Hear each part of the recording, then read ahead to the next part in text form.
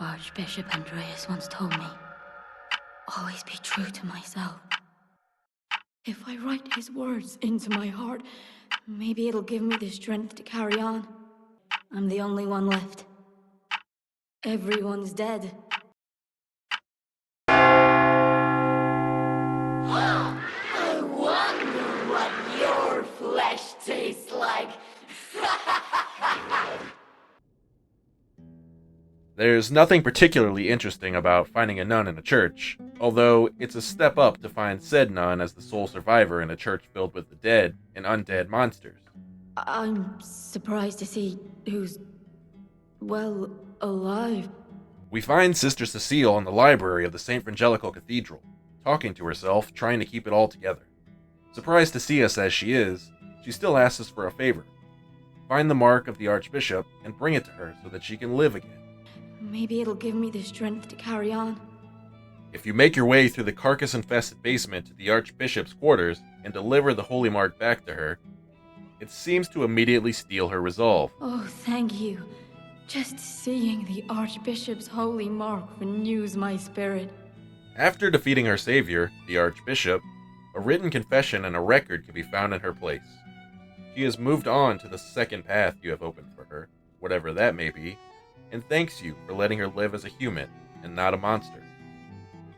However, if you chose not to deliver the mark first, something very different will be waiting for you in her place. It seems without the mark to remind her of the quiet power of faith, she has succumbed and transformed into one of the exploder carcasses. Strangely, she can still speak, but her previously humble and kind tone is replaced by arrogance and bloodlust. It's too late to stop me with a measly holy mark. Without the mark or the Archbishop, she no longer had the will to stave off her transformation. But is there more to it than that? Something else happens when we kill the Archbishop. Night falls. Could that have something to do with her inability to hold out any longer? Both the Archbishop's diary and Cecile's written confession allude to her having a murderous past. Her confession thanks you for letting her live as a human, not a monster. That could just be a turn of phrase, but she mentions but refuses to elaborate on her being unable to die. She seems to have resisted transformation into a carcass monster for quite some time. And, in his diary, the Archbishop worries she may be reverting to her old blood compulsiveness again when Brother Adam found her standing like one of the dead at the edge of a cliff. Any cliffs in the immediate area would overlook Krot. Was she sleepwalking, or dreaming of the hunt? According to the same diary, Cecile was able to steal the arm of God from the alchemist. Serial killer or not, that's a tall order for a normal human. On top of this, let's look at the train schedule back at Krot Central Station. One of the two destinations is Dacia. Dacia is an ancient country in southeastern Europe in what is now northwestern Romania, with its core in Transylvania, traditionally an area heavily associated with vampires in pop culture. This is mostly thanks to serving as Dracula's home in Bram Stoker's novel, and Krot is a short train ride away from there. Yes, I'm suggesting that Cecile might be a vampire. It could also explain why Paracelsus keeps hanging around the cathedral, even when it's clear the gold fruit tree isn't there. Or maybe he has another reason to keep an eye on it.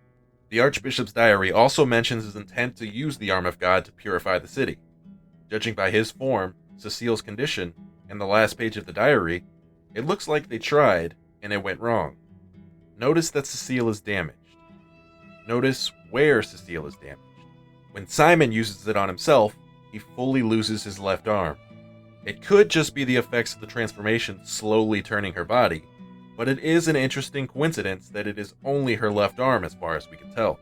I think Cecile was used to try to wield the power of the arm to give Andreas the power to save the city of Krot. The Archbishop was a true saint. He was my savior. She was wholly devoted to him despite his flaws, so what's losing an arm next to giving divine power to the man she already put all her faith in, so that Krot may be saved like she had been?